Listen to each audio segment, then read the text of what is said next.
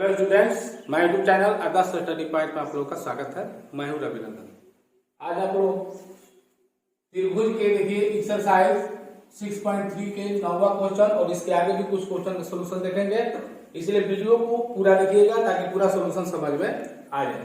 ठीक है, 9वां क्वेश्चन में है आकृति में एबीसी और एएमपी दो समकोण त्रिभुज। आप लोग देख रहे हैं तो दो समकोण त्रिभुज है, ये समकोण त्रिभुज समकोण होने का सिंबल है। ठीक है, जिनके कोण बी और एम समकोण है। अभी हमने कहा बी और एम समकोण है। ठीक है, सिद्ध कीजिए कि त्रिभुज एबीसी समरूप त्रिभुज एएमपी।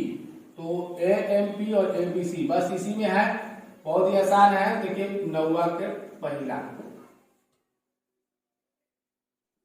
क्योंकि त्रिभुज एबीसी और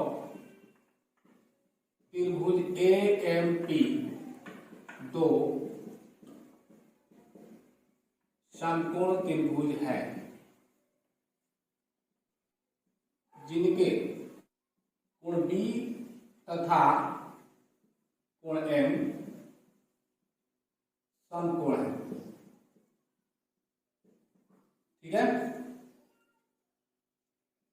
सिद्ध करना है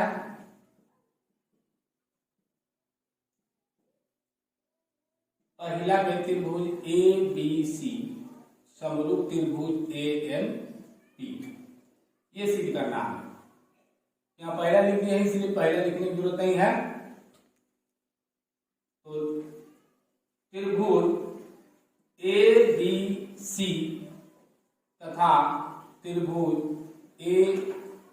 एएमपी में, अब देखिए ध्यान दीजिए, एबीसी ये समकोण हो गया, एएमपी ये समकोण हो गया, तो ये कोण तो यही मिल गया। तो इसलिए कोण एबीसी बराबर कोण एएमपी ये हो गया प्रत्येक 90 डिग्री से। ठीक है, तथा कोण ए इसमें भी है और ए इसमें भी है, तो हम ऐसे लिख सकते हैं CAB बराबर कोण PAM क्या है, उभयनिष्ठ कोण से। इसलिए हो जाएगा एंगल समरूपता से, या कसौटी से लिखिए या मत लिखिए, कोई मतलब नहीं। ठीक है, दो एंगल मिल गया, हमारा त्रिभुज जो है समरूप हो गया। समरूप करना है तो त्रिभुज एबीसी समरूप त्रिभुज एएमपी, ये हो गया प्रूफ। ठीक है, दूसरा नंबर में कह रहा है CA बटा PA बराबर BC बटा MP। तो प्रश्न 1 से, चूंकि त्रिभुज एबीसी समरूप त्रिभुज एएमपी है, तो हम जानते हैं कि समरूप त्रिभुजों की संगत भुजाएं समानुपाती होती है। ठीक है, यानी कि एक ही अनुपात में होती है। तो इसलिए अब यहां पर देखिए क्या है CA, तो हम CA बाटा हम लिख सकते हैं PA। ठीक है, क्योंकि देखिए CA बाटा PA हो जाएगा, तो CA बाटा PA बराबर, आगे देखिए BC है तो BC बाटा MP है, ये है, तो हो जाएगा BC बाटा MP, और ये आराम से प्रूफ हो गया। ठीक है, आगे क्वेश्चन देखते हैं। देखिए क्वेश्चन 10वां, बहुत ही लंबा चौड़ा क्वेश्चन है, देखिए ध्यान दीजिएगा। CD और GH क्रमशः कोण ACB और EGF के ऐसे समविभाजक हैं कि बिंदु D और H क्रमशः ABC और त्रिभुज FEG की भुजाओं AB और एफ ई पर स्थित है। यदि एबीसी त्रिभुज एबीसी समरूप त्रिभुज, पहले जो समरूप है उसको हम बना लेते हैं, ठीक है। तो मान लीजिए यहां पर हम समरूप त्रिभुज बना लेते हैं, दो त्रिभुज बनाना पड़ेगा। जिसे मान लीजिए त्रिभुज हो गया ए बी सी और एक ये त्रिभुज हो गया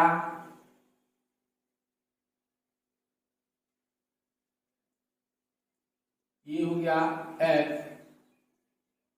ई जी, ठीक है। ये दो त्रिभुज समरूप हो गया। तो फिर जो कह रहे हैं यहां पर देखिए सी डी और जी एच, सी यहां पर है तो यहां पर कह रहा है आगे कि ए बी और एफ ई, ठीक।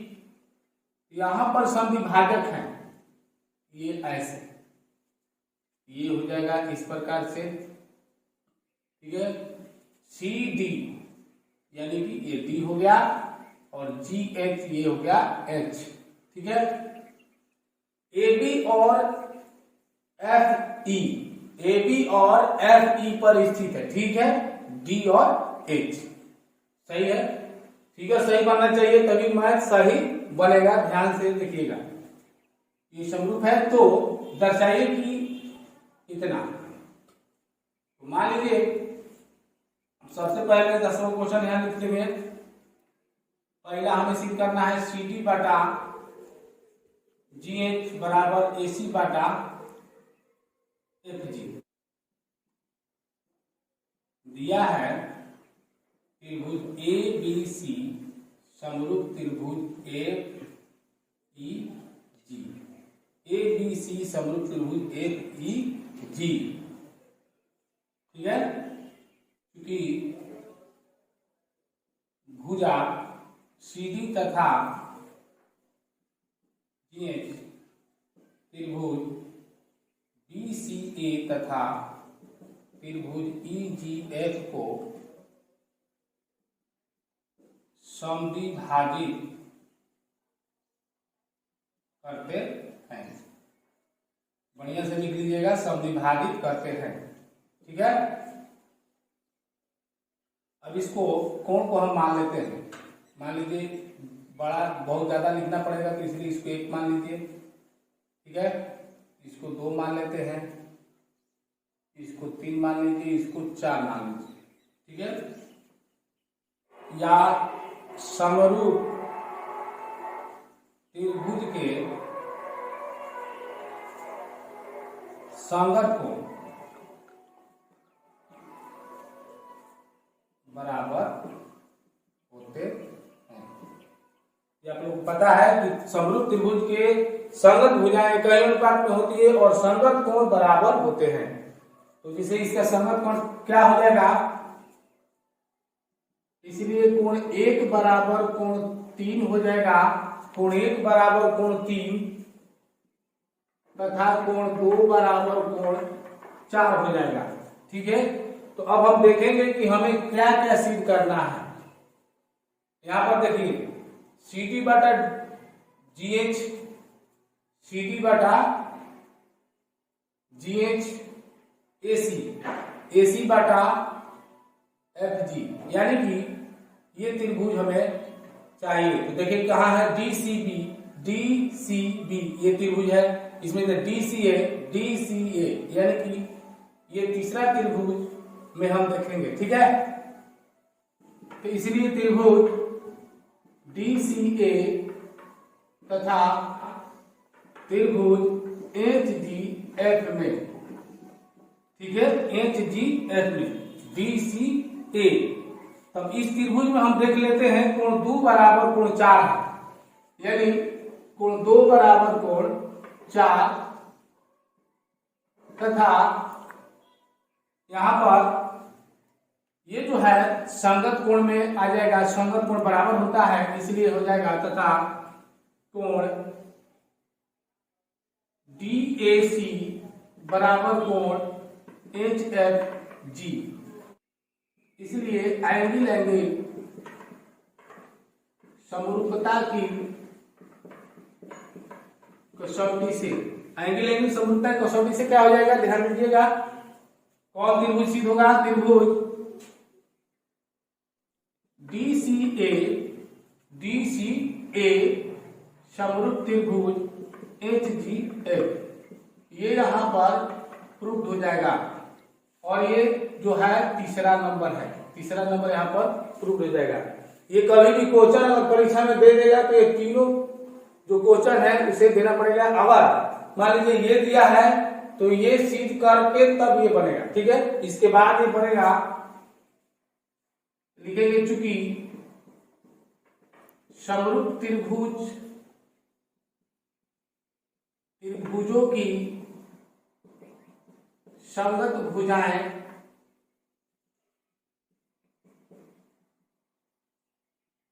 एक ही अनुपात में होती है। इसलिए सीधा हमें क्या करना है, CD। अब यहां पर देखेंगे CD, देखिए CD ऐसे है तो GH आना चाहिए, तो हो जाएगा CD बटा GH। देख लेते हैं CD बटा GH सही है। फिर बराबर AC ऐसे AC बटा FG, देख लेते हैं FG है, बहुत बढ़िया FG। और ये हमारा जो है प्रूव्ड हो गया, और ये प्रूव्ड हो गया आपका पहला। हम नंबर 2 डाल सकते हैं, त्रिभुज DCB और त्रिभुज HGE में सीध क्या करना है, HGF DCB समरूप त्रिभुज HGE, यही सिद्ध करना है। कोण 1 बराबर कोण 3 का कोण DBC बराबर कोण HEG। आप लोग को दिखा देते हैं, देखिए कोण DBC ये कोण बराबर कोण ये कोण हो जाएगा, ठीक है। HEG 2 कोण मिल गया। एंगल समरूपता की कसौटी से त्रिभुज DCB समरूप त्रिभुज HGE प्रूव्ड, ठीक है। इस प्रकार से ये तीनों क्वेश्चन का हल हो जाता है। क्वेश्चन देखिए कैसे बनेगा। आकृति में AB बराबर AC है, AB बराबर AC है, ध्यान दीजिएगा। पहले एक समद्विबाहु त्रिभुज ABC की बढ़ाई गई भुजा CD पर E एक बिंदु है। यदि AD लंब BC और EF लंब AC है, तो सिद्ध करना है कि ABD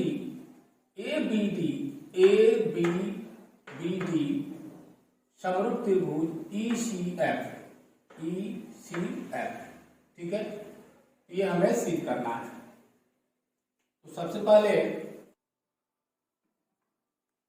क्वेश्चन नंबर 11 की समद्विबाहु त्रिभुज ABC की बढ़ाई गई भुजा CB पर स्थित E एक बिंदु है। AD लंब BC और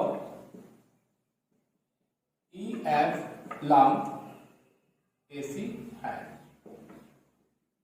सिद्ध करना है त्रिभुज ABD समरूप त्रिभुज ECF, ये हमें सिद्ध करना है। तो ABC जो है समद्विबाहु त्रिभुज है, तो समद्विबाहु त्रिभुज में यहां पर दिया भी है, चूंकि प्रमाण हो जाएगा क्योंकि समद्विबाहु त्रिभुज ए बी सी में AC बराबर AB बराबर AC, AB बराबर AC है, AB बराबर AC है। क्योंकि समान भुजाओं के सम्मुख कोण बराबर होते हैं। जो समान भुजा होता है, जैसे कि मान लें AB हो गया, AB और AC दो समान भुजा है, ये दो बराबर भुजा है, तो AB का जो सम्मुख होगा वो कोण C होगा और AC का जो सम्मुख होगा कोण B होगा, तो कोण B बराबर कोण C हो जाएगा। ठीक है, तो इसलिए हम लिख सकते हैं कोण ABD बराबर कोण ACD, ये दोनों बराबर कोण हो जाएगा। तो हम ABD के जगह पर ACD लिख सकते हैं या ACD के जगह पर ABD लिख सकते हैं, कोई दिक्कत नहीं। इसलिए त्रिभुज ABD तथा त्रिभुज ECF में, ठीक है, कोण ABD बराबर कोण ECF, क्योंकि कोण B बराबर कोण C है, कोण B बराबर कोण C है, तो हम इस कोण को बराबर कर सकते हैं। ठीक है,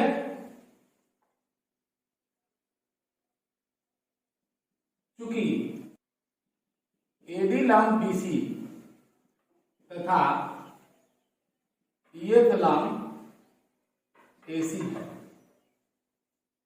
देखिए, AB लंब BC है और EF लंब AC है, तो ये जो कोण है, ये कोण यानी कि ये कोण इधर से कहिए इधर से, जब ये समकोण है यहाँ पास यानी कि 90 डिग्री है, तो ये इधर से भी 90 है, इधर से भी 90 है। ठीक है, और ये तो 90 है, ये तो इसलिए कोण हो जाएगा ADB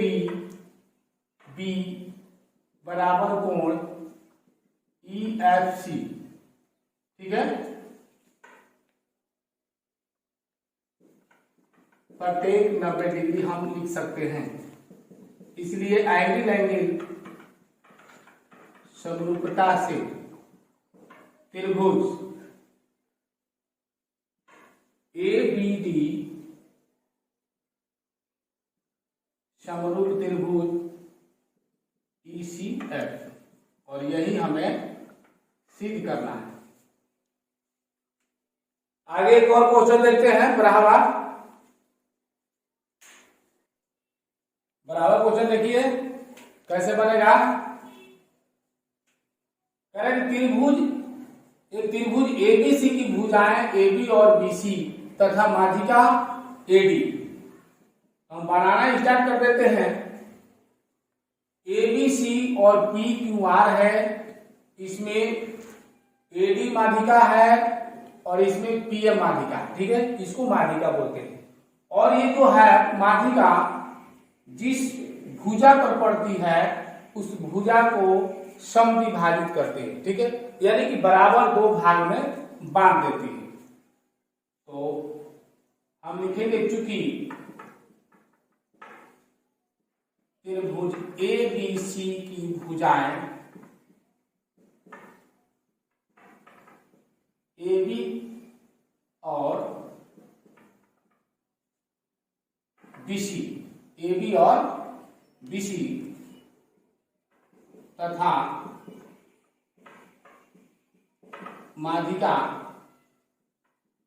AD एवं एक अन्य त्रिभुज PQR की क्रमशः भुजाओं पी क्यू और क्यू आर तथा माध्यिका पीएम के समानुपाती है। सिद्ध करना है त्रिभुज पी ए बी सी समरूप त्रिभुज पी क्यू आर, ये हमें सिद्ध करना है। इसलिए प्रश्नानुसार प्रश्न में जो कह रहा है उस हिसाब से आप काम करेंगे, ठीक है।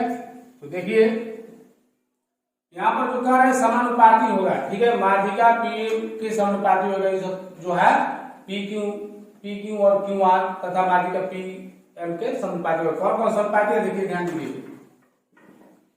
ए बी बाटा पी क्यू बराबर, देखिए ए बी बाटा पी क्यू बराबर बी सी बाटा क्यू आर, ध्यान दीजिएगा, बराबर माध्यिका हो गया ए डी बाटा पी एम, ए डी बाटा पी एम, ये समानुपाती है।